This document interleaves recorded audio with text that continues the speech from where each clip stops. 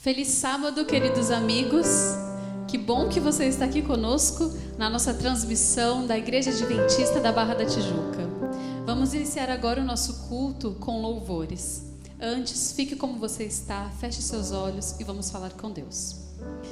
Senhor nosso Deus, muito obrigado por ter cuidado de nós até aqui. Que o Senhor nos dirija, que os seus santos anjos cantem conosco e que possamos logo nos vermos todos nas mansões celestiais. Obrigada por tudo, nos abençoes que pedimos e agradecemos, em nome de Jesus. Amém.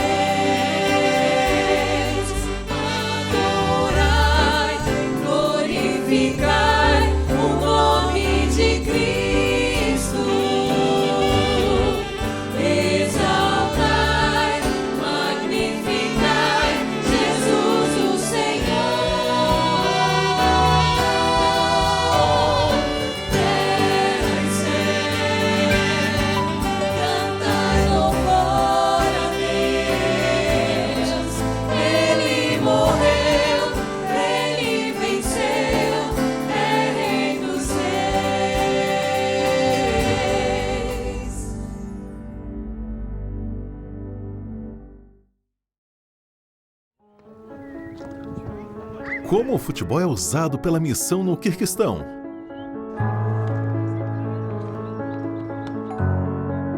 O inverno no Quirguistão é frio, muito frio para jogar ao ar livre. Mas as crianças gostam de futebol o ano inteiro. Então, como elas vão jogar durante o inverno? Essa era uma grande preocupação para os líderes da Heritage Christian School. O frio tornava difícil ter aulas de educação física. Os alunos tinham que se aglomerar numa pequena sala para se exercitarem. Quando o tempo estava bom, a escola também sediava um programa comunitário de futebol para crianças de famílias de baixa renda. Nem sempre essas crianças tinham a oportunidade de se exercitarem. No inverno, o campo de futebol ficava completamente coberto de neve. Então, em 2017, a escola pediu a adventistas ao redor do mundo ajuda para construir um prédio. E você respondeu.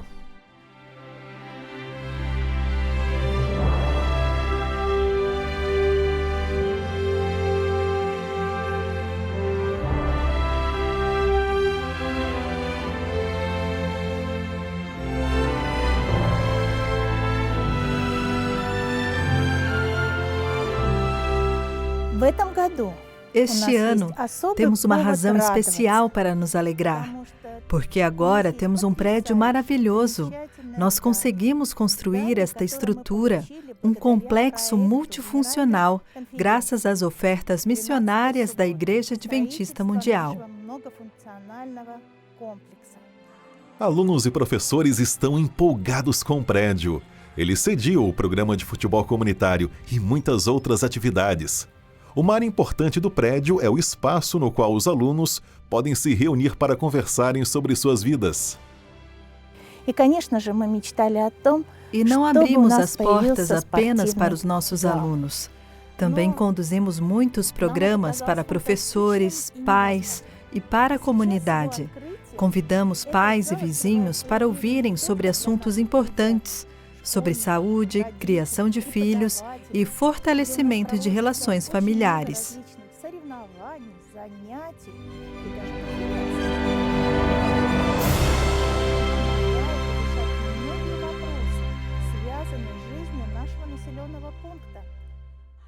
Os pais de Azamat estavam preocupados com sua educação. Ele era viciado em computador e celular e tinha dificuldade para se concentrar.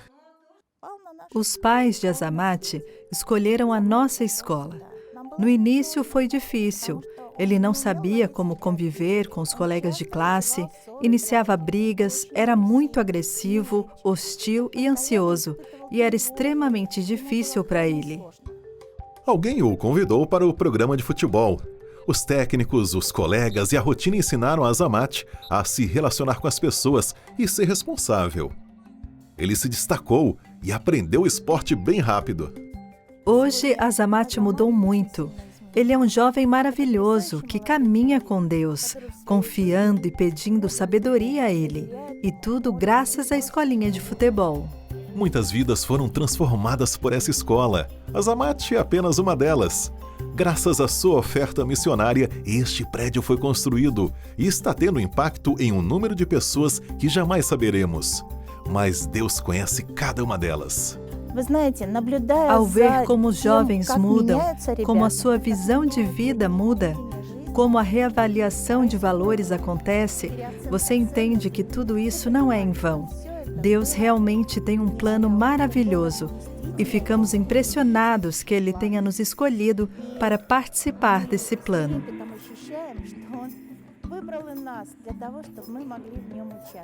Ore pelas pessoas do Quirguistão, que essa escola possa ter um impacto duradouro na comunidade. E obrigado por apoiar as ofertas missionárias que tornam tudo isso possível.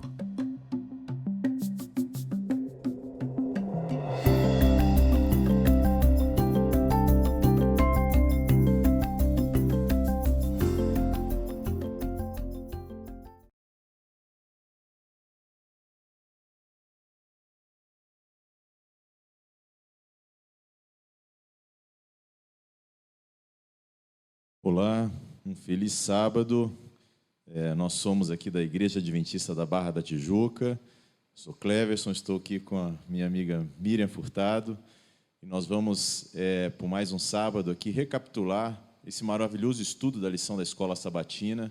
E mais maravilhoso ainda que nesse trimestre, nós estamos estudando o livro do profeta Isaías. É bem interessante que na última lição, na verdade, nós andamos cerca de 150 anos à frente. Isaías, ele estava profetizando sobre a ascensão e queda do Império Babilônico. E agora, nós, na lição número 7, voltamos ao tempo presente e vamos situar aqui o amigo que está em casa, enfim, ou quem está pela primeira vez se deparando com este estudo, para entender que momento da história do povo de Deus e que momento da Bíblia nós vamos tentar compreender um pouco sobre esse maravilhoso livramento de Deus.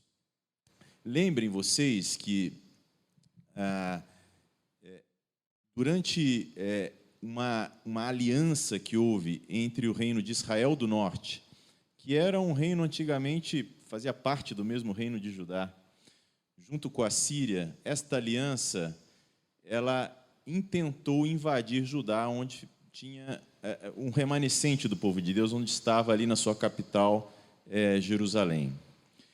E, por razão desta aliança, o rei Acás, nós estudamos isso nas últimas semanas, ao invés de se voltar a Deus e buscar as forças divinas para enfrentar essa batalha, ele não confiou em Deus. Ele voltou seus olhares a uma outra nação poderosa, que era o reino da Assíria, na época com Tiglat-Pileser, e disse o seguinte a Tiglat-Pileser: olha, eu estou sofrendo uma ameaça desses reinos do norte que vão querer invadir o meu reino. Vem me proteger, e o que você terá de mim? Servidão. Vou pagar impostos para você, para o resto, por anos e anos, nós vamos te servir como um povo se serviu. Algo que nunca foi do plano de Deus. Deus jamais quis que o povo de Deus tivesse essa atitude servil e subjugada a uma outra nação. Mas Acás, ele se voltou na época a outros ídolos, ele fez práticas abomináveis, ele inclusive sacrificou o seu próprio filho. E agora nós estamos num reinado um pouco à frente, onde seu filho Ezequias, mesmo nascendo de uma família pagã, que tinha se voltado totalmente contra Deus, ele promove uma reforma profunda, religiosa, à nação judaica. Ele volta a instituir o culto dentro do templo de Jerusalém. A nação se volta para Deus. A nação agora está com um novo concerto. Mas neste momento de retorno dos olhos do povo de Deus ao seu rumo que deveria ter tomado, essa nação sofre uma grande ameaça. Essa ameaça agora vem da própria Síria, com quem eles tinham se pactuado, agora através do rei Senaqueribe.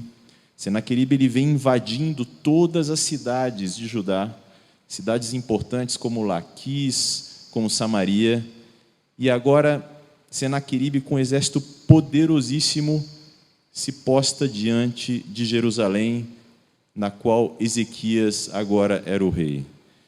É uma introdução, Miriam, mas agora vem realmente o estudo da nossa lição. O que fazer quando uma nação poderosíssima, violentíssima pelos relatos históricos, está diante dos muros da cidade nessa situação? O que Ezequias fez? Então, bom dia, irmãos, feliz sábado. Eu estudando essa lição, eu fiquei maravilhada, né? A lição de domingo, ela começa falando sobre amarras, né? O povo estava amarrado, numa circunstância difícil, pagando impostos de servidão mesmo, né? Como você falou. E nessa situação toda, tinha uma coisa boa que estava acontecendo, né? O rei Ezequias, ele decidiu não seguir o caminho do pai. Ele decidiu fazer o que era reto diante de Deus, ele decidiu viver segundo a vontade de Deus.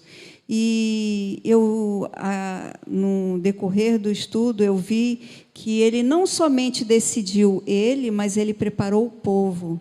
Eu achei isso assim maravilhoso, saber que tinha um povo que estava seguindo o seu pai, que era um rei mau, que realmente decidiu não fazer a vontade de Deus, e agora a gente vê esse mesmo povo sendo educado pelo rei Ezequias. E aqui a lição, então, vem falando que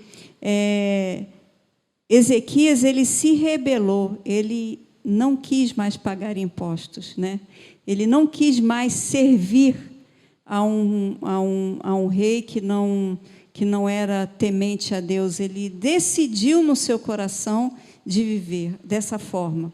E o povo estava muito apreensivo, e o próprio rei também muito apreensivo, né?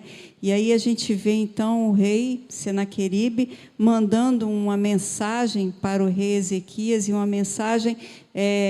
quando eu estudei, eu fiquei muito triste, né? Como o inimigo... ele consegue fazer de forma tal a sua artimanha a colocar Deus lá embaixo, né? Eles colocaram Deus lá embaixo, né? E a pergunta, né, foi uma pergunta, né? Quem vai salvar vocês, né? Olha, todos os outros deuses que as pessoas estavam confiando, eles foram destruídos. E agora você, né? Você acha que o seu Deus, esse Deus que você segue, vai te livrar? Eu achei assim que realmente a lição vem mostrando que foi um momento de muita angústia. Ao mesmo tempo que Ezequias ele estava firme e determinado na sua decisão de viver segundo a vontade de Deus, ele sabia quem era Deus, ao mesmo tempo ele sabia também quem era o seu pai, e o castigo que o povo estava sofrendo era porque eles tinham abandonado a Deus. É muito interessante uma questão e um ponto que eu queria chamar a atenção desse estudo. Quando eles se sentem ameaçados, Ezequias, ele não somente se volta para Deus, mas ele toma algumas atitudes. Isso é uma grande lição para a gente, porque ele demonstra toda a sua liderança ao preparar a cidade para o pior. Então, nesse momento, ele fecha o suprimento de água para que a cidade tenha o suprimento de água. Existem relatos históricos que ele construiu um aqueduto, que foi uma obra de engenharia, chamado Aqueduto de Siloé, nessa época. Ele fortifica os muros da cidade, eles elevam os muros da cidade, e não somente isso, ele faz uma grande produção de escudos, arcos, flechas. Ora, se ele confiava tanto em Deus, se ele estava tão próximo de Deus, por que ele se preparou tanto? Para que tanto preparo como se fosse uma batalha extrema que ele fosse enfrentar? E aí vem a grande lição desse ponto aqui do estudo semanal. Nós estamos sempre esperando, na verdade, algum milagre de Deus, mas nós temos que fazer a nossa parte. Se você muitas vezes pode estar procurando um emprego há muito tempo, ou às vezes quer passar lá num concurso, mas não adianta só você ajoelhar todas as noites, você vai ter que se preparar, vai ter que acordar cedo, vai ter que estudar durante todos os dias. Você pode estar procurando uma cura para a sua doença, mas Deus instituiu já um conhecimento ao ponto de você ter muitos tratamentos eficazes. Então, você deve procurar um auxílio, procurar uma orientação especializada. Não adianta cruzar os braços e esperar esse milagre. Ele é capaz de realizar qualquer milagre, nós sabemos disso. Mas nós temos que fazer a nossa parte. E foi isso que Ezequias fez. Ele preparou o povo para o pior, mas ele sabia em quem confiar. Interessante que esse enviado de Senaqueribe, Rabsaqué, como você comentou, Miriam, ele começa a afrontar o povo de Deus e começa a dizer algumas coisas ali nos muros da cidade e propositalmente falando numa linguagem que todos os habitantes pudessem ouvir. Interessante que ele começa a misturar também verdade com o erro, né? Como Satanás costuma fazer. Porque essas nações ímpias nada mais são do que uma representação do que é o ser humano sob o poder de Satanás. Algumas coisas ele fala ali, não sei se você quer comentar um pouco, Miriam, mas principalmente, olha, Deus mandou aqui para destruir vocês. Ou então uma outra coisa interessante que ele fala, não, mas vocês venham com a gente, ele tentou fazer uma batalha psicológica, venham com a gente que vocês vão ter um pedaço de terra, vão plantar suas vinhas. É um engano misturado verdade e erro, né, Miriam? Na verdade, o Senaqueribe era conhecido por essa estratégia. Ele não queria destruir as cidades que ele conquistava. Na verdade, ele queria acumular tesouros e ter riquezas. Então, não fazia parte da estratégia dele a destruição, né? Eu fiquei pensando na revolta de Ezequias, porque a última vez que ele tentou pagar, né, esse imposto lá, ele teve que tirar o ouro das portas e dos batentes do templo, porque ele já não tinha mais condição financeira. E eu me lembro que quando eu estudei essa história a primeira vez, eu falei assim, mas como Deus deixou tirar, né, o ouro, deixou destruir, né, para entregar ao inimigo. E eu penso que o coração também de Ezequias tremeu. Mas, mesmo ele fazendo isso, né, o rei, então, mandou o recado lá pelos mensageiros dele, falando que nada disso ia adiantar, mesmo pagando esse tributo, eles deveriam realmente servir, né, seguir de forma, não se rebelar, continuar pagando o imposto. E falou o seguinte: quem vai livrar vocês? Os egípcios? Se vocês estiverem confiando nos egípcios, olha, eles já foram destruídos, né? Falou isso, e era uma verdade, né? Falou também que eles não podiam mais financeiramente, né, ter condição de viverem sozinhos, mas uma coisa ele falou que mistura a verdade com o erro. Ezequias tinha feito uma coisa que foi destruir todos os altares que eram levantados no território dele a outros deuses. Então, esse mensageiro, ele não entendia isso, porque a gente conhece a história dos outros povos, que quanto mais deuses tinham, mais protegidos ficavam. Então, quando eles viram que Ezequias destruiu todos os altares que não eram levantados ao Deus de Israel e deixou somente a adoração em Jerusalém ao Deus de Israel, ele falou, e também o seguinte: o seu Deus deve estar triste com você porque você mandou destruir os altares. Ora, veja, ele conhecia a verdade, ele sabia da destruição, mas ele não conhecia ao Deus a quem ele estava desafiando. Eu fiquei pensando realmente isso. É a figura do acusador. Nós sabemos quem é o acusador dos filhos de Deus. E aqui ele está fazendo esse papel. Ele está acusando, assim como o acusador nos acusa, muitas vezes, de nossos erros, nossos pecados, tentando nos levar a um pensamento assim: mas será que Jesus é capaz realmente de perdoar aquele seu pecado que você cometeu? Pense bem, eu acho que você não merece isso. Esse é um pensamento, essa é uma frase do acusador. A maneira como Rabsaque está falando, ele está totalmente sendo usado pelo acusador de nossas almas, que é o nosso inimigo Satanás. E, na verdade, nós sabemos, e Ezequias sabia, que ele tinha se voltado completamente ao Senhor.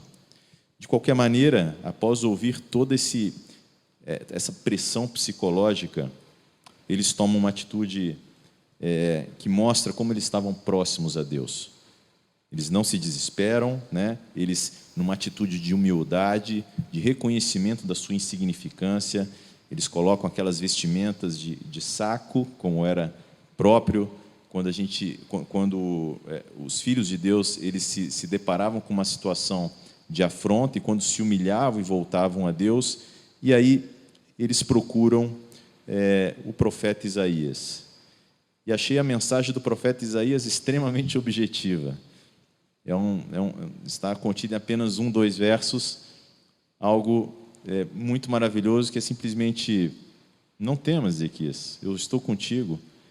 Ezequias mesmo tinha falado, eles vêm com um braço de carne, mas o braço que está conosco é muito mais poderoso. Ezequias, diferente do seu pai, ele não procurou, não se desesperou, ele não procurou nenhuma nação mais poderosa, ele não procurou nenhuma força externa. Ele sabia que ele tinha feito a parte dele. Ele tinha se preparado, o exército assírio era muito mais numeroso e poderoso do que eles, mas ele confiava plenamente no poder de Deus.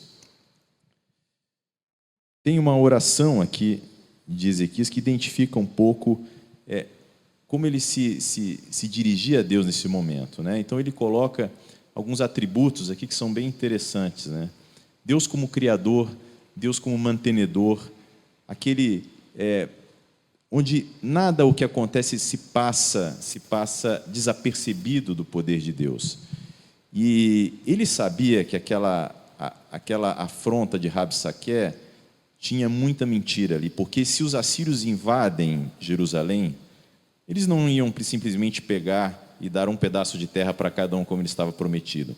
Os assírios eram conhecidos por acabar com a identidade cultural dos povos. Então, provavelmente, não haveria remanescente no povo de Deus se houvesse essa invasão, porque os assírios pegavam os habitantes e dispersavam para áreas diferentes, acabando com todo o seu histórico cultural e religioso. E isso que iria acontecer. Ali era uma guerra que significava a existência, a sobrevivência do remanescente de Deus nessa terra. Quer comentar alguma coisa, Miriam? Então, Quando nós chegamos nessa parte aqui, o que eu achei interessante também é que Ezequias ele vai para o templo. Ele rasga suas vestes, ele vai para o templo. E, ao mesmo tempo, enquanto ele está no templo, ele manda, então, o secretário, né, o administrador, o historiador, procurarem Isaías e falar com Isaías. Eu vi aí duas coisas. Primeiro, que eu vi, foi o seguinte, assim como Ezequias fez, nós deveríamos sempre fazer. Se você tem um problema, uma angústia, alguma coisa que está difícil, não tem solução, confie no poder de Deus. Ele entrou no templo, ele rasgou as suas vestes e ele, então, se humilhou perante Deus, ele colocou as qualidades de Deus como único Criador, o Deus poderoso, né? E, ao mesmo tempo, também, eu vejo a mensagem de Isaías, eu vi um detalhe muito curioso, que é o seguinte, Isaías, ele fala da mesma forma que falou quando falou com Acais, né? Ele falou o seguinte, olha, vocês vão receber um sinal. Né? Não falou muita coisa, como você falou, vocês vão receber um sinal. E eu acho que esse sinal, Ezequias, ele esperou por esse sinal. Né? E também as pessoas que estavam ali com ele diretamente também. Porque Isaías falou bem claro, você vai receber um sinal, porque no caminho que ele está vindo, é por esse mesmo caminho que ele vai voltar. Ele vai receber uma notícia que vai fazer ele voltar imediatamente. Eu achei interessante, porque Deus ele teve uma forma de falar com o filho, da mesma forma que ele mandou a mensagem para o pai. E eu fico pensando, Ezequias, né? A gente vê claramente que ele foi realmente uma pessoa que ele não aceitava as atitudes do pai, né? Então, quando Deus falou que ia mandar uma mensagem, ia mandar um sinal, eu acho que ali ele viu que Deus era com ele. Essa mensagem que Isaías colocou, ela aconteceu literalmente, se nós formos, inclusive, nos relatos históricos, sob a visão dos assírios. Estava lendo um pouco sobre os acontecimentos históricos dessa época, né? E é interessante, o Império Assírio era um império geograficamente muito amplo. Ele pegava uma parte de hoje, o que é o Iraque, uma parte da Turquia e uma parte do Irã. E há pouco mais de 100 anos, alguns escavadores britânicos, aonde seria a cidade de Nínive, que por muito tempo foi a capital dos assírios, eles fizeram algumas escavações interessantes, e numa delas existe um touro que ficava na frente do trono de Senaqueribe, com uma cabeça humana, e lá tem os escritos das batalhas de Senaqueribe. Esse touro ele se encontra no Museu Britânico, e é bem interessante, porque nesses escritos, Senaqueribe ele vem se vangloriando de todas as suas batalhas. Ele coloca lá como ele invadiu Laquis, como ele invadiu Samaria, como ele subjugou todo o povo. Mas quando ele vai falar de Ezequias, ele simplesmente coloca que Ezequias foi resiliente, e eles ficaram no cerco sobre Jerusalém, e aí acaba. Nessas escavações, se viu despojos de praticamente todas as cidades de Judá da época, mas não tem um despojo de Jerusalém nessas escavações. E interessante porque Isaías diz que Senaqueribe não iria morrer. Seu soldado, sim, mas ele iria voltar de onde veio. E foi justamente o que aconteceu, porque a humilhação foi maior. Ele sabia que tinha conquistado o mundo, porque o mundo estava a seus pés naquele momento, e ele não foi capaz de dominar uma cidade na qual ele falou que não tinha 2.000 cavaleiros, né, para colocar em cima dos cavalos que eles poderiam dar. Ou seja, o poder de Deus é maior do que qualquer poder humano. A história ela continua, nós não sabemos ao certo por quanto tempo ali eles ficaram sitiados, mas eles confiaram no Senhor. Depois que Ezequias orou ao Senhor, Isaías, ele deu a mensagem, eles esperaram. E Deus pode responder a você no dia que você clama a Ele, mas Ele pode demorar um pouco. Mas no momento certo, a resposta veio. Por isso Ezequias tinha preparado a cidade. Eu não sei, eu estive em Jerusalém e numa das visitas a gente visitou Siloé, né? Então conta pra gente. Gente, o tanque de Siloé é enorme. É assim, você diz assim, é um tanque. Não, é uma coisa grandiosa, grandiosa mesmo. Eu, quando estive lá, eu ainda desci um pouco. Quando a gente vê a história de perto e a gente consegue entender alguns episódios da Bíblia, e a gente consegue, ao visitar, olhar, a gente vê o quanto Deus ele conduziu o seu povo. Embora um povo de dura cerviz, né? Um povo que muitas das vezes se rebelou contra Deus, mas também era um povo que também muitas das vezes confiou em Deus. E esse momento aí de Ezequias, o povo decidiu seguir o seu líder, confiar em Deus e fazer o que estava sendo, proposto a ser feito. Os muros estavam reparados, ora, as muralhas de Jerusalém não tem brecha, está tudo certo, a gente tem condição de ficar aqui, não vai faltar água, o poço é muito grande, a reserva de água era muito grande. E aí eu fico pensando, sabe o quê? Eu fico pensando no coração desse rei, em saber que ele estava lutando para trazer de volta a confiança do povo em um Deus que o pai dele tinha tirado. Né? Eu fico pensando, às vezes, a gente consegue, às vezes, por uma falha de algum parente nosso, tentar reparar o mal que foi feito a alguma pessoa, e eu fiquei pensando assim, como era pesado. Eu imaginava como era pesado saber que aquela consequência todinha foi a consequência de uma desobediência.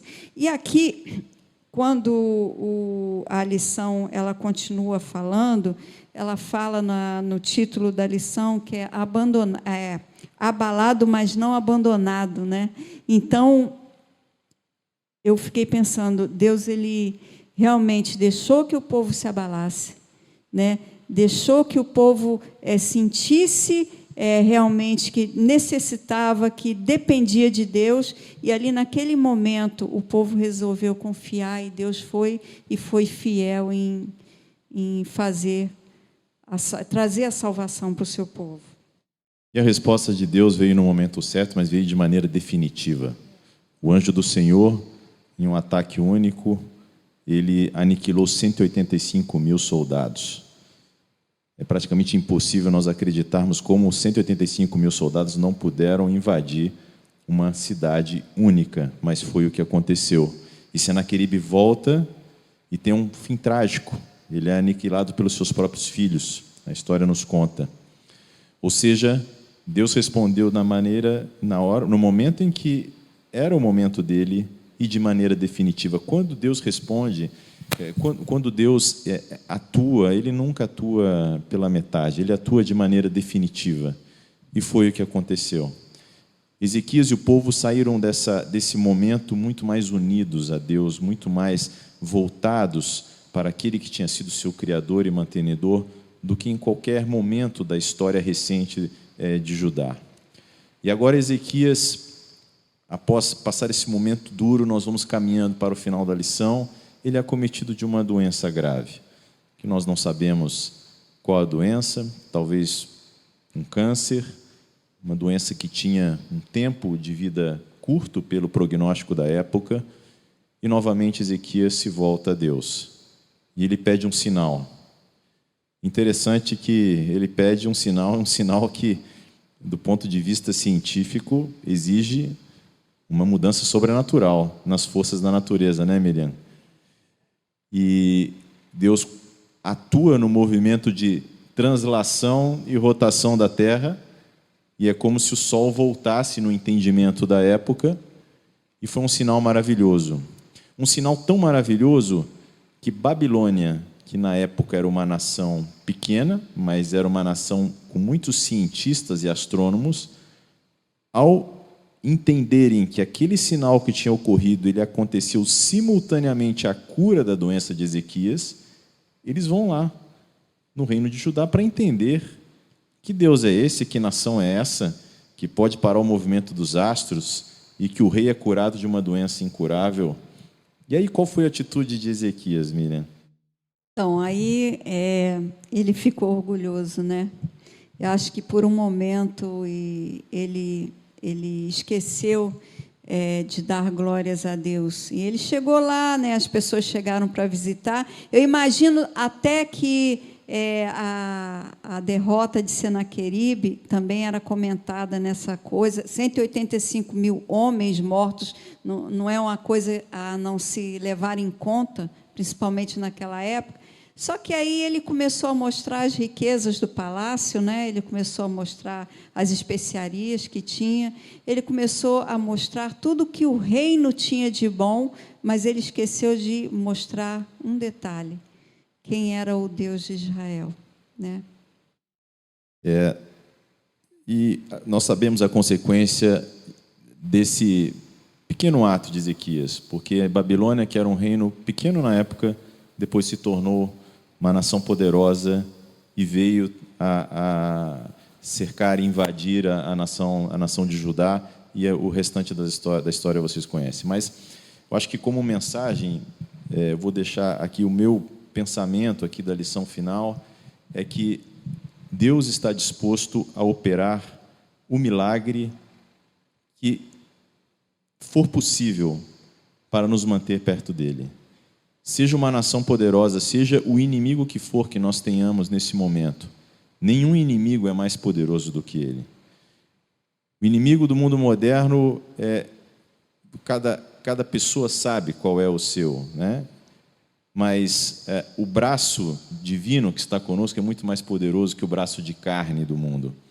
Seja num âmbito maior, seja na sua vida pessoal, na doença, por exemplo, de Ezequias, Deus se mostrou como estava preocupado com ele, a ponto de mudar até o movimento dos astros para provar o quanto a fidelidade de Ezequias tinha sido considerada por Deus.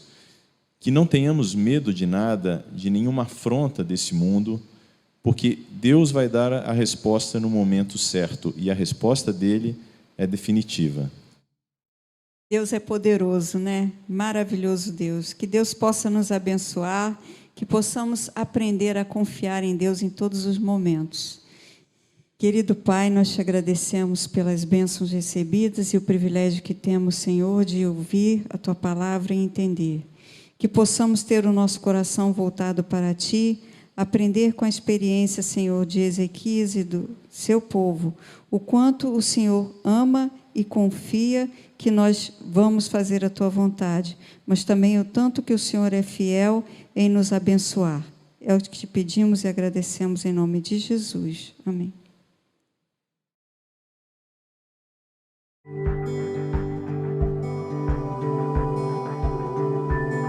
Provai e vede. História de hoje: por que estou trazendo as minhas ofertas? Pergunta rápida: para onde você deve direcionar o dízimo se você está decepcionado com sua igreja? Marta se fazia a mesma pergunta porque discordava de sua igreja em muitos aspectos. Se você, assim como Marta, não tem certeza do que fazer com o dízimo em situações como essa, te convido para fazer uma viagem no tempo para ouvir o que o rei Davi tem a dizer sobre o assunto. O salmista disse uma vez: ofereça a Deus ações de graça e faça seus votos ao Altíssimo. Salmo 50, 14. Ele também diz: entrarei em tua casa com holocaustos, te pagarei meus votos. Salmo 66, 13. Ok, então quando Davi diz, faça seus votos ao Altíssimo, ele está deixando bem claro que isso é algo entre você e Deus. É um ato de adoração. Portanto, seu dízimo nunca deve ser usado como um método de avaliação para o desempenho da sua igreja. No segundo versículo, quando Davi diz, Entrarei em tua casa com holocaustos. Ele está mostrando o local específico para onde nosso dízimo deve ir. Para a casa do tesouro, sobre a qual já aprendemos em Deuteronômio 12, 2 Crônicas 31, Neemias 10, 12, 13, Malaquias 3, 8, 10. Na Igreja Adventista do Sétimo Dia, a sua igreja local é uma extensão da Casa do Tesouro, que é a associação ou missão. E Deus é quem determina como o dízimo deve ser usado para que seja igualmente distribuído no apoio do ministério do Evangelho autorizado ao redor do mundo. Ao devolver o dízimo, peça ao Senhor que o proteja da manipulação de sentimentos humanos e que lhe dê a motivação certa enquanto você participa desse ato de adoração. Que possamos colocar nossos desejos por último e primeiro Deus. E agora eu os convido para este momento especial de adoração através dos dízimos e das ofertas. Que Deus os abençoe.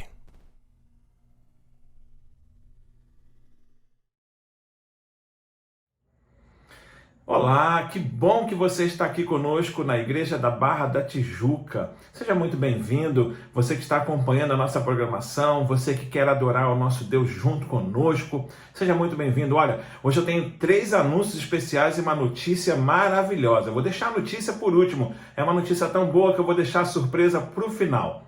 O primeiro anúncio tem a ver com a Live Church. É o nosso programa de domingo, que nós temos uma programação sempre variada, com pregadores maravilhosos, muito louvor, com a galera do Barra Vocal Band participando também. E você é o nosso convidado para amanhã, a partir das 20 horas, lá no nosso canal no YouTube, assistir a nossa programação Live Church, tá bom? Não esqueça, amanhã às 20 horas.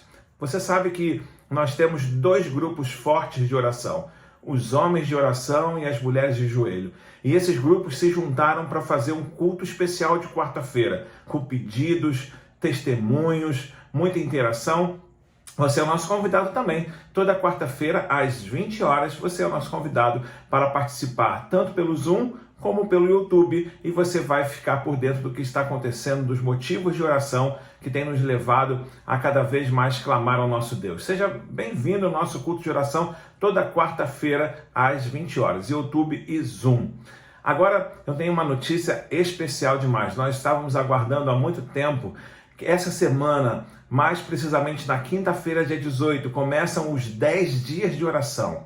E este ano o tema é Famílias Fiéis até o Fim. Você não pode deixar de participar. Você que é jovem, você que é adolescente, você que é adulto, você que é mais experiente, você, todo mundo, a família toda, todas as famílias. Ah, mas a minha família não é da igreja. Chama a sua família, chama seus amigos, compartilha isso com outras famílias, porque nós vamos fazer uma campanha de oração em toda a divisão sul-americana, em todo o território da divisão sul-americana, pelas famílias da igreja e por todas as famílias que aqui habitam. Bom, a partir do dia 18 você vai ter um conteúdo exclusivo que a igreja está preparando exclusivamente para você.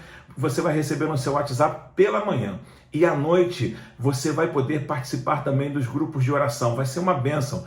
Logo, logo nós vamos começar a passar as informações pelo WhatsApp de como vai funcionar e você vai ficar ligado junto conosco. Agora, se você também quiser a revista, você pode baixá-la online. Nós vamos colocar o endereço para baixar e vamos informar e vamos distribuí-la para que você possa acompanhar e fazer esses 10 dias de oração da melhor maneira possível.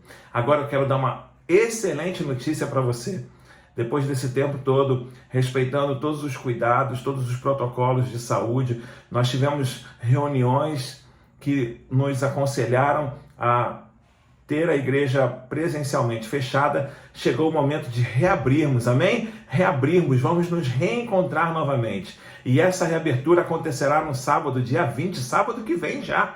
Você é o nosso convidado para estar conosco aqui na igreja. Claro, lembrando de todos os protocolos de segurança, lembrando que nós teremos uma inscrição a ser feita, e a inscrição agora mudou um pouquinho, vai ser feita sempre a partir da quarta-feira, para que você tenha certeza de que você estará aqui conosco. Então, preste atenção, dia 17, quarta-feira agora, começam as inscrições para o próximo sábado, dia 20, e você vai poder matar a saudade dos irmãos, matar a saudade da casa de Deus, vindo para o culto no dia 20. Que Deus possa abençoar você, Deus possa abençoar a sua família. Compartilhe agora a esperança. Compartilhe essa mensagem que virá. Nós estamos no meio de uma série muito especial. É a série Plenitude, onde os nossos pastores estão falando dos dons que nós temos. E hoje vamos falar sobre o apostolado. Olha, não deixe de participar e de compartilhar. Pega aí agora seu celular, aperte aí o botão compartilhar. Se você estiver assistindo pela televisão, pega seu celular, aponte para esse QR Code e compartilhe essa mensagem. Daqui a pouco nós vamos ter louvores maravilhosos, vamos ter muita música, vamos ter uma mensagem de Deus e você terá um sábado abençoado e também toda semana. Que Deus possa abençoar você, a sua família e todos os seus amigos, aqueles que estão nos assistindo. Sejam muito bem-vindos mais uma vez e fiquem sempre com a gente. Um abraço. Olá, crianças! Chegou um momento que eu gosto muito, a adoração infantil. Vamos aprender muitas coisas sobre a Bíblia e sobre Jesus, e junto com os pais. Vamos prestar bastante atenção, ok? Hoje vamos ouvir uma história muito especial. Oba, oba! Bom dia, feliz sábado! Feliz sábado, Mariana! Feliz sábado! Você está linda com essa camiseta Sou Mais, hein? Gostei! O título da nossa adoração infantil é Onde está o meu tesouro? E o texto da Bíblia, que a Mariana vai ler para nós, se você estiver com a sua Bíblia aí, você pode pegar, ler junto. O nosso texto se encontra em 2 Coríntios 9, versículo 7. Pode ler para nós. Pois Deus ama quem dá com alegria. Muito bem, muito obrigada. Nos tempos de Jesus, algumas pessoas ricas gostavam de mostrar os seus pertences, roupas, camelos, ovelhas e muitas moedas de ouro ou prata. Certa vez, Jesus foi à igreja, ao templo, e lá estava uma caixa bem grande, parecida com esta, chamada gasofilácio. Era ali que as pessoas colocavam as suas ofertas. Jesus estava ali olhando o movimento do templo, quando de repente entrou um homem vestido com roupas chiques, caras, e despejou muitas moedas no gasofilácio. Olhou para os lados para ver se alguém estava notando a sua generosa oferta. Ele queria ser aplaudido. Logo em seguida, veio outro homem e fez a mesma coisa. Também queria ser aplaudido por todos e foi colocando as suas moedas uma a uma. Jesus estava observando tudo aquilo de longe e não gostou nada. Na verdade, ele ficou muito triste. Então, ele viu uma viúva. Ela se aproximou do gasofilácio. Ela não queria ser notada por ninguém. Pegou apenas 2 moedinhas e colocou na caixa. Nessa hora, Jesus se alegrou e falou o seguinte aos seus discípulos: essa viúva deu mais que os homens ricos e poderosos. Ela colocou apenas 2 moedinhas, mas essa oferta foi aceita porque havia gratidão e alegria. Ela deu tudo o que tinha. Se o dinheiro nos ajuda tanto, então qual é o problema do dinheiro? O problema é quando eu confio mais no dinheiro ou nas coisas que eu tenho do que no próprio Deus. Eu me acho às vezes talvez melhor que os outros por ter um celular de última geração, um tênis, aquele computador. Isto não agrada a Deus, precisamos confiar nele e em tudo que ele nos dá. Quando alguém nos dá um presente, nós ficamos tão felizes e queremos agradecer. E muitas vezes damos outro presente para a pessoa.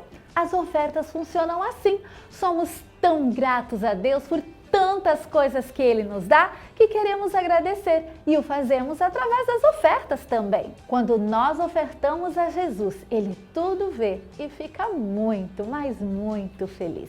Vamos orar? Bondoso Deus, sou grato e feliz, assim como a mulher das 2 moedinhas. Sei que tudo que tenho vem de Ti. Ajuda-me a entregar a Ti com gratidão o que Te pertence. Em nome de Jesus, amém.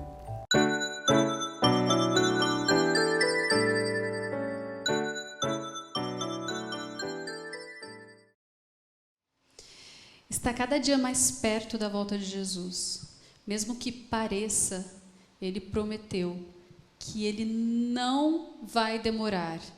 E Ele vai voltar. E Ele não se esqueceu de mim e Ele não se esqueceu de você. Convido vocês a louvar a Deus agora, com este hino tão lindo, preparando os nossos corações para a mensagem desta manhã.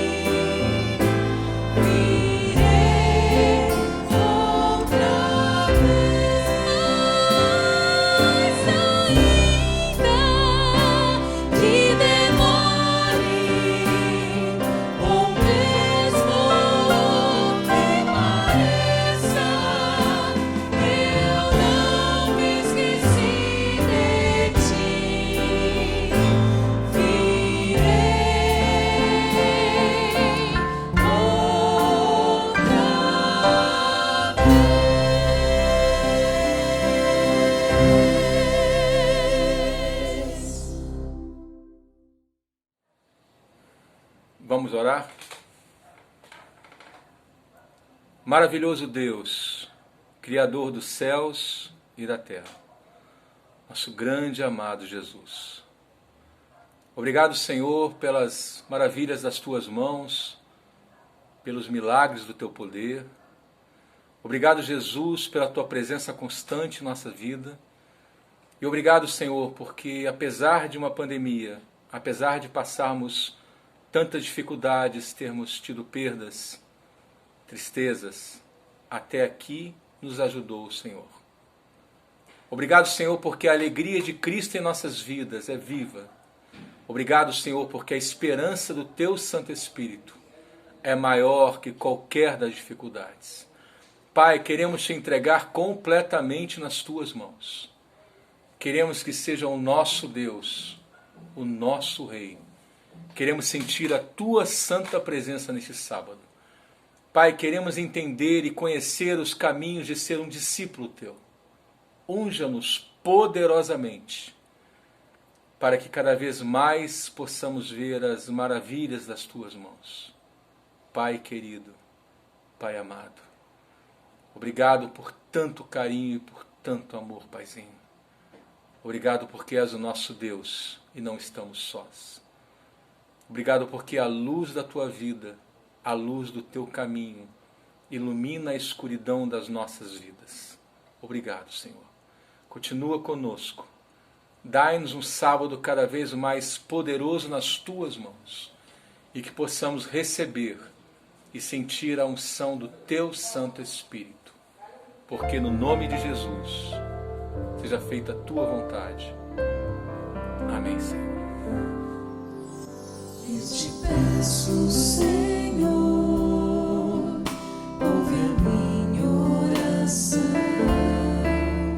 De joelhos estou buscando Teu perdão. Grato eu sou pelas bênçãos que me dás. De coração me coloco em Teu altar. Faz em mim o Teu querer. Faz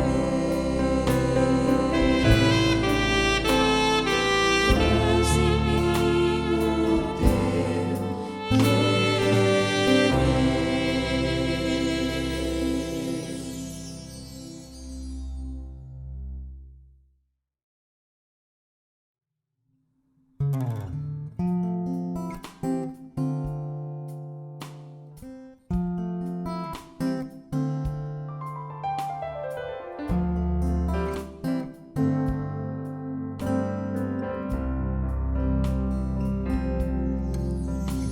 O mundo há de passar e toda profecia,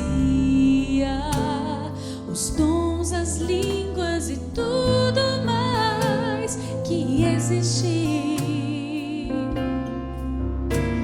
Porém, como aquele que foi, hoje é e para sempre há de ser. O amor é a essência de Deus e para sempre também vai viver. Bondoso e sem rancor, fiel e paciente, humilde e sofredor, espera tão somente, justo e verdadeiro, tudo suporta e tudo crê. Tão puro e perfeito é o amor, não busque interesse ou favor. Mistério, expressão, vida e luz no Senhor. Se eu pudesse saber destinos ou futuros, fazer mover as montanhas com minha fé. Se eu pudesse falar qualquer língua em qualquer lugar, ou se desse meus bens ao mais pobre ou morresse em favor de alguém. Se não tivesse amor, proveito algum teria. Se não tivesse amor, de nada valeria. Fria e sem razão, a vida então passaria. Vazio seria ao falar, um sino que insiste a tocar.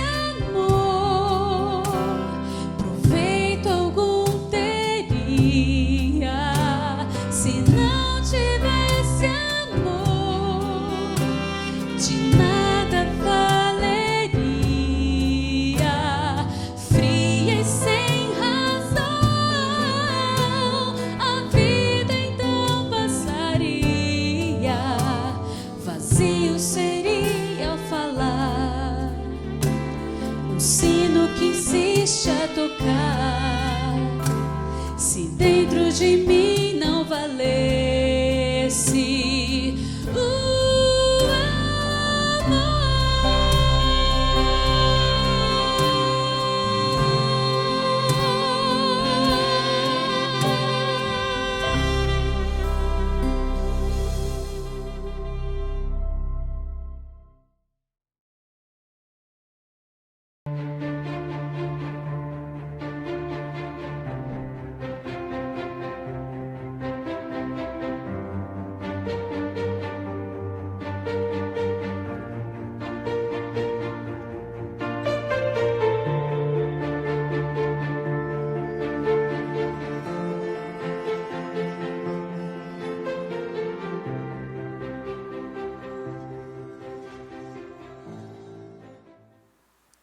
Bom sábado, queridos amigos, que bom que nós estamos reunidos, participando deste culto de adoração ao nosso Deus. Você já cantou, você já orou, você já participou da escola sabatina, e nesse momento eu convido você a fechar os olhos para nós falarmos com Deus mais uma vez. Querido bom Deus e Pai, estamos, Pai, reunidos aqui neste momento com o propósito de ouvir a Tua palavra, de compreender um pouquinho mais sobre as vocações espirituais, a maneira que o Senhor nos capacitou e nos criou para cumprirmos um propósito dentro da igreja. Senhor, fale ao nosso coração através do Teu Santo Espírito, é o que nós pedimos em nome de Jesus. Amém. Hoje nós vamos dar sequência à série Plenitude. Esse é o nosso segundo encontro. No primeiro nós apresentamos de uma maneira mais ampla a ideia de que cada um de nós foi feito de maneira individual, particular, singular. E quando nós nos unimos como corpo de Cristo sob a cabeça que é Jesus Cristo, nós crescemos e amadurecemos e esse corpo avança até alcançar a plenitude de Cristo. E é aí que vem o título da nossa série, Plenitude. Hoje nós vamos começar a falar sobre o apóstolo, que é o primeiro descrito no texto de Efésios capítulo 4, verso 11, onde diz que ele designou alguns para serem apóstolos, outros para profetas, outros para evangelistas e outros para pastores e mestres, com o fim de preparar os santos para a obra do ministério, para que o corpo de Cristo seja edificado, até que todos alcancemos a unidade da fé e do conhecimento do Filho de Deus e cheguemos à maturidade, atingindo a medida da plenitude de Cristo. Eu gostaria de compartilhar um pouquinho como foi o chamado de Deus para mim. Quando eu era pequeno, eu sempre observava o meu pai como pastor e pensava em ser pastor. Mas ao terminar o terceiro ano do ensino médio, eu prestei vestibular para música. E comecei a faculdade de música. Fui cursando e ao longo do curso, trabalhando já na área, eu cheguei à conclusão de que eu não gostaria de continuar apenas no ministério, exercendo a música como trabalho. Eu senti Deus me chamando para fazer design digital. Comecei a faculdade e quando estava na metade do curso, numa semana de oração, lá no NASP São Paulo, eu senti Deus me chamando de maneira muito clara para ir fazer teologia. O chamado de Deus era para que eu saísse da minha zona de conforto, saísse da minha cidade natal e fosse lá para Engenheiro Coelho, onde passaria 4 anos estudando, me formando para ser pastor. E eu aceitei esse chamado. Durante o último ano de teologia, no meio do ano, eu lembro que estava nas férias de meio de ano, eu recebi uma ligação do pastor da igreja da Barra da Tijuca, pastor Dirceu Zanella. E ele falou comigo: Alejandro, você fez faculdade de música, não fez? Fiz. Você está se formando esse ano, não está? Estou. Você gostaria de vir ser pastor aqui no Rio de Janeiro? A minha lembrança de Rio de Janeiro era dos momentos que eu vim visitar familiares aqui na Ilha do Governador. Um abraço para todos vocês, queridos. E essa era o meu conhecimento sobre Rio de Janeiro. Nascido e criado em São Paulo, minha família, por parte de mãe portuguesa, por parte de pai peruano, imigrantes, um núcleo familiar muito pequeno, então a nossa família era tudo que nós tínhamos de família praticamente aqui no Brasil. E agora o chamado para sair da minha casa, sair da minha região de origem, Associação Paulistana, e ir ser pastor em outro lugar, um lugar desconhecido, uma nova experiência. E eu não pensei duas vezes porque me veio à mente aquilo que eu aprendi quando era desbravador. Ir aonde Deus mandar. E eu aceitei esse chamado de Deus, vim para o Rio de Janeiro. E aqui tenho vivido experiências muito especiais nos últimos anos. Pastoreando 3 anos como associado aqui à Igreja da Barra, depois 2 anos no distrito de Jardim Paulista, cuidando ali de 8 igrejas muito especiais que estão no meu coração. E agora já no 2º ano retornando à Igreja da Barra. Chamado de Deus, saia e vá. E eu não sei para onde Deus irá me enviar depois daqui, mas uma coisa eu tenho certeza, aonde Ele me mandar eu irei. Hoje eu quero falar com vocês sobre o apóstolo. O apóstolo, ele é aquele que tem o chamado de Deus para ir. A palavra apóstolo na Bíblia, ela quer dizer alguém enviado, algo enviado. Deriva do verbo apostolém, que quer dizer enviar para fora. E no Novo Testamento ela é usada para descrever uma pessoa que é enviada como um agente autorizado, um representante de quem o envia. No Antigo Testamento a ideia era mais de algo enviado, né? Algo que é despachado, mas esse novo significado do Novo Testamento ele é muito importante para nós. O dicionário bíblico, léxico, ele diz que a palavra apóstolo no Novo Testamento ganha esse sentido do emissário, do enviado. E é sobre esse primeiro perfil, essa primeira vocação aqui de Efésios 4:11 que nós iremos falar hoje. O apóstolo, o enviado. E quando nós falamos de apóstolo no Novo Testamento, eu acho que logo um personagem lhe vem à mente, assim como vem a minha também. Quem que você pensa? Apóstolo. O apóstolo automático, o apóstolo Paulo. E realmente Paulo, ele foi alguém que teve um ministério do apostolado. Assim como os 12, mas de maneira muito especial, porque ele tinha o sentimento claro de que Deus havia enviado ele até os gentios. Nós temos no registro, no livro de Atos, de 3 viagens missionárias, nas quais Paulo, ele sai da região da Judéia, ele atravessa a Ásia Menor, chega à Grécia, e ali em todas essas regiões ele vai plantando novas igrejas, criando novas comunidades, treinando novos líderes, novos pastores. O ministério do apostolado, extremamente conectado com a expansão do reino de Deus. Mas hoje eu não queria falar sobre Paulo, hoje eu quero falar sobre um outro personagem da Bíblia, que você deve conhecer também. Eu convido você a abrir a sua Bíblia, lá no comecinho. Nós vamos retornar 4.000 anos na história, até encontrarmos um homem chamado Abrão, que mais tarde teve o seu nome mudado para Abraão.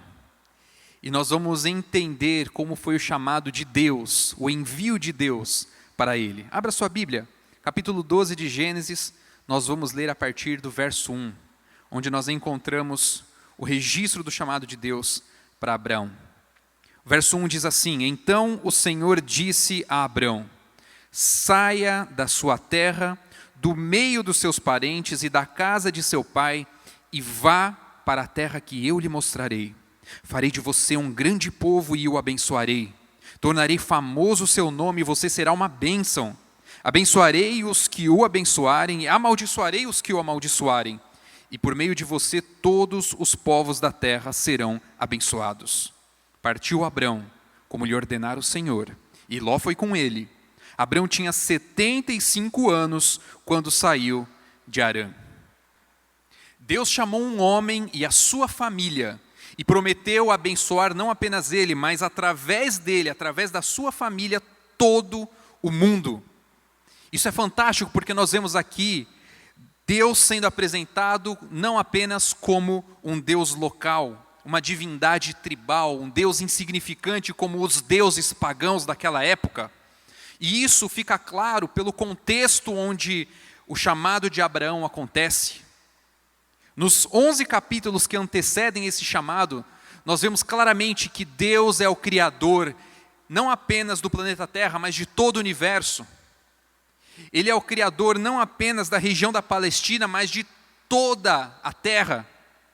E Ele cria não apenas o Abraão como pai de uma nação, mas Ele cria Adão como pai de toda a humanidade.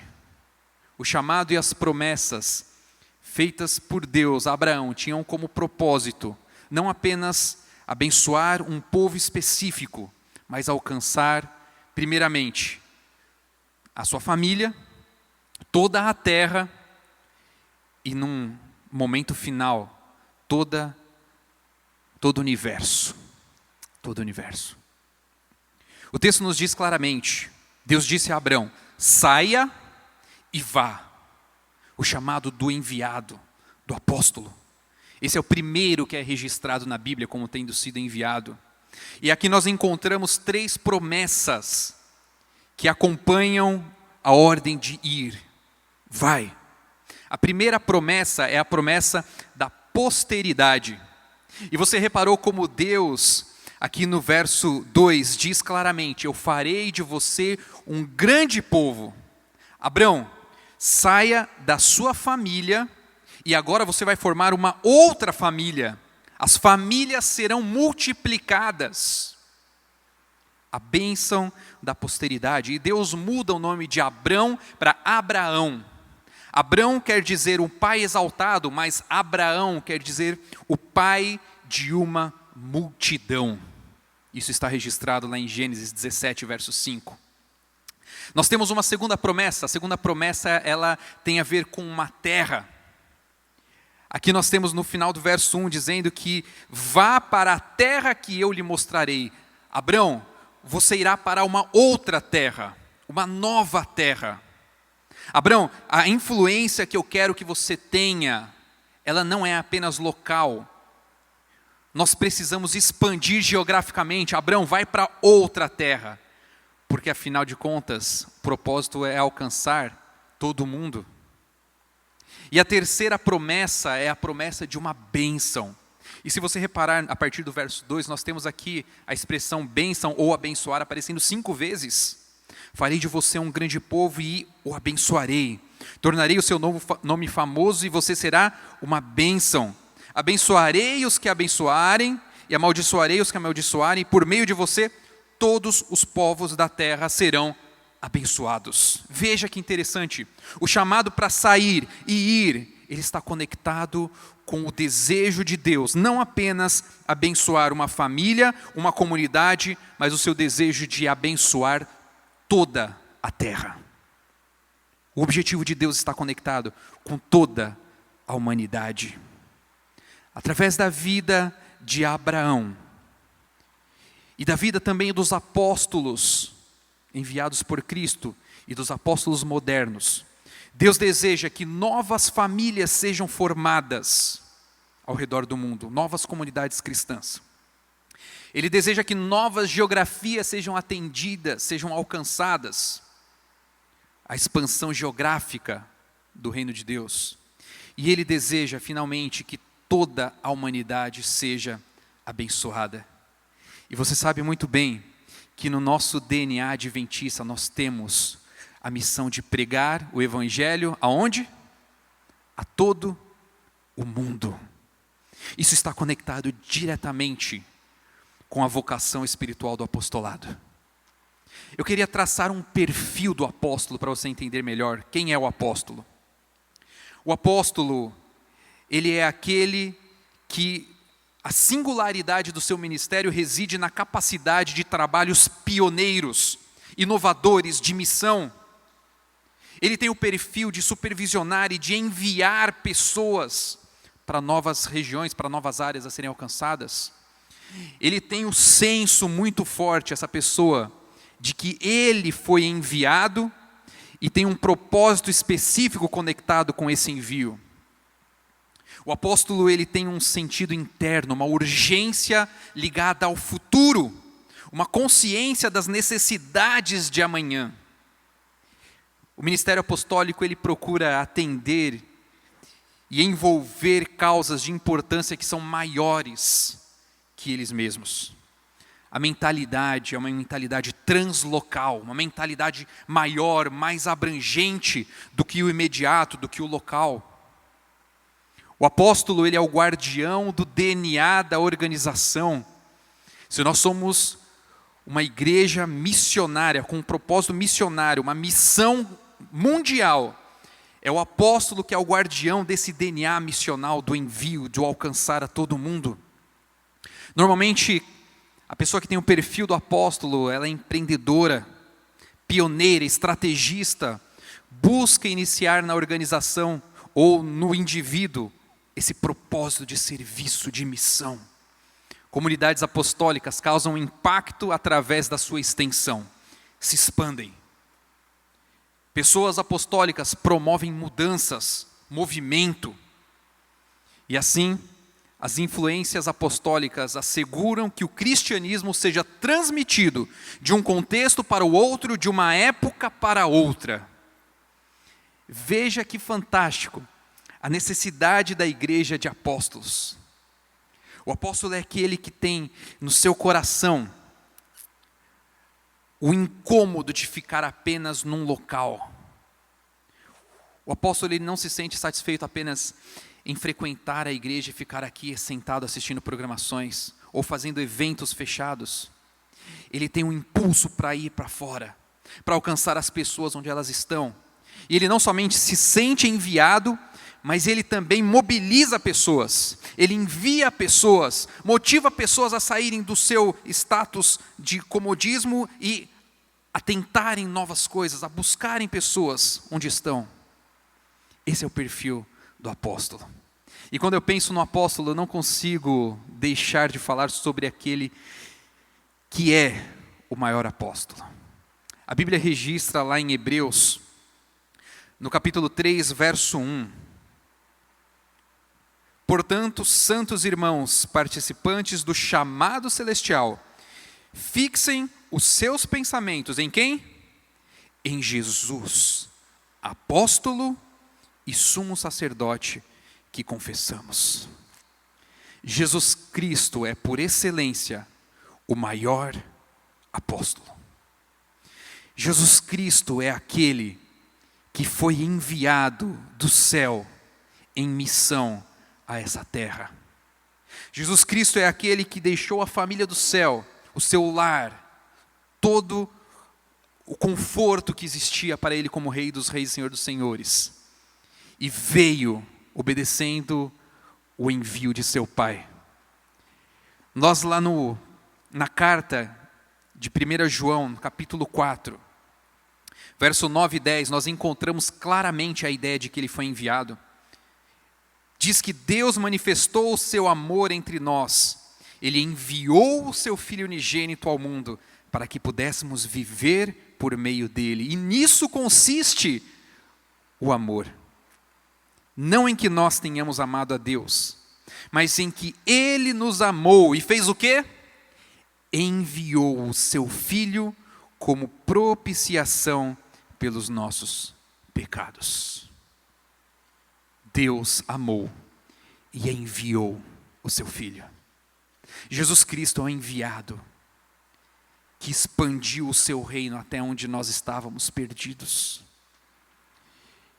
E é fantástico nós observarmos que Jesus Cristo não apenas foi o enviado, mas ele também enviou. Lá no finalzinho do Evangelho de João, no capítulo 20, nós encontramos Jesus se reunindo com os discípulos após a sua ressurreição. E ele diz assim: paz seja com vocês. Assim como o Pai me enviou, eu os envio.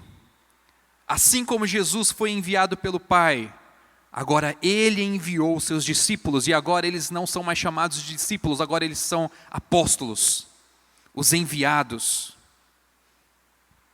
Pena que muitas vezes nós não compreendemos que Deus nos enviou. E é por isso que nós precisamos na igreja de pessoas que tenham esse perfil de envio, esse perfil de mobilização para fora, para alcançarmos as pessoas onde elas estão e não apenas aguardarmos elas virem até nós. É por isso que a igreja, ela precisa do ministério do apostolado.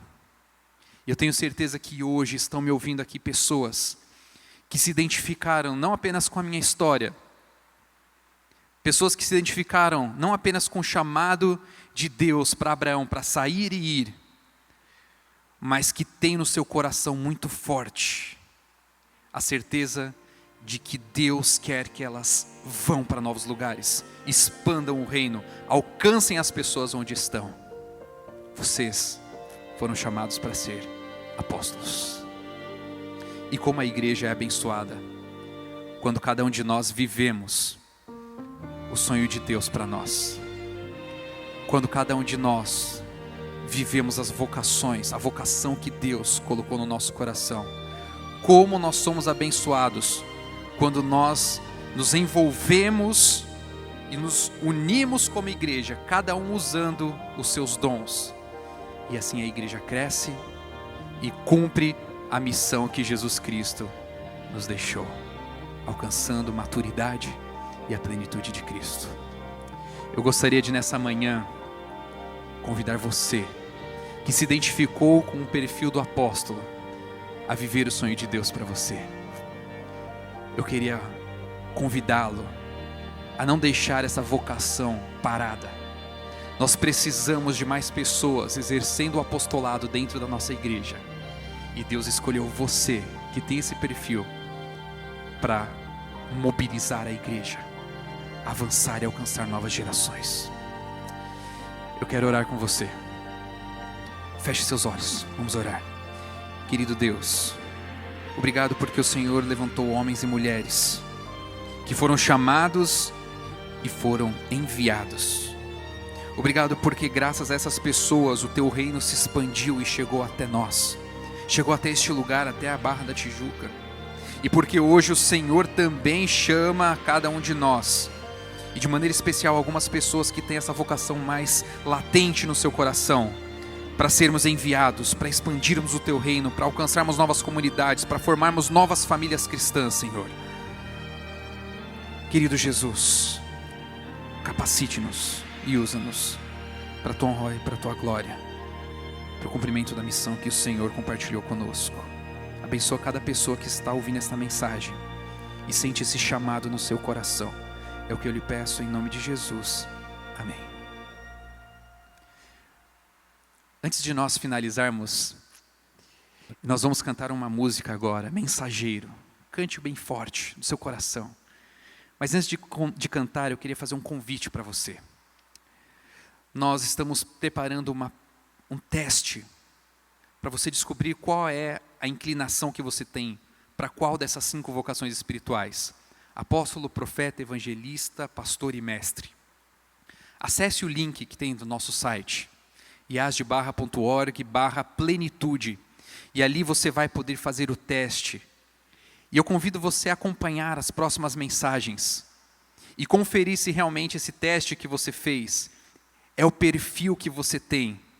E assim você vai entender melhor o chamado de Deus para você. Acesse depois no nosso site. E não perca nenhuma das mensagens que serão apresentadas daqui para frente. Eu desejo que Deus te abençoe ricamente. E que você realmente tenha a alegria de viver o sonho que Deus tem para a sua vida, o propósito que Ele teve ao criá-lo. Que Deus te abençoe. Um abraço grande.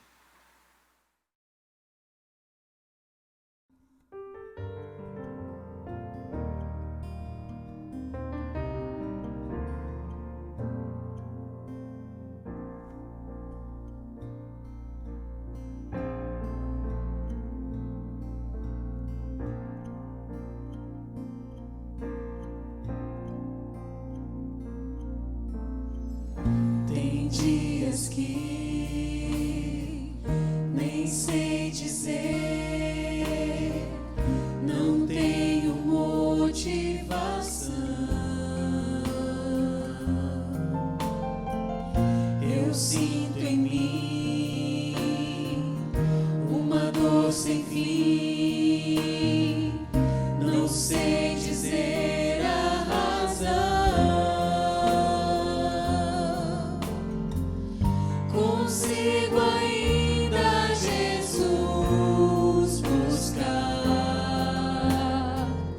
os meus joelhos dobrar e orar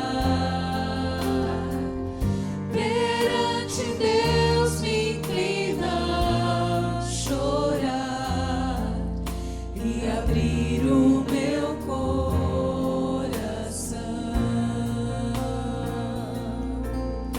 e abrir o meu coração.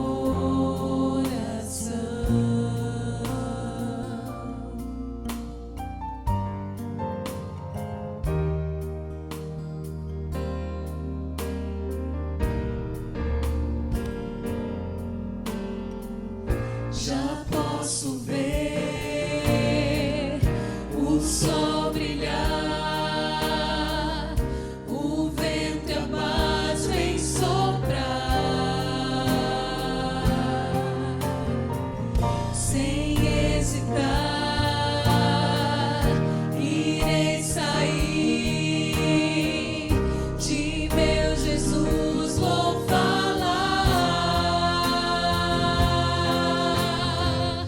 Sou mensageiro do Rei, Senhor. Sou testemunha do seu amor. Ao mundo inteiro vou proclamar que Jesus vai aqui voltar. Que Jesus vai aqui voltar. Sou mensageiro do Rei, Senhor. Sou testemunha do seu amor. Ao mundo inteiro vou proclamar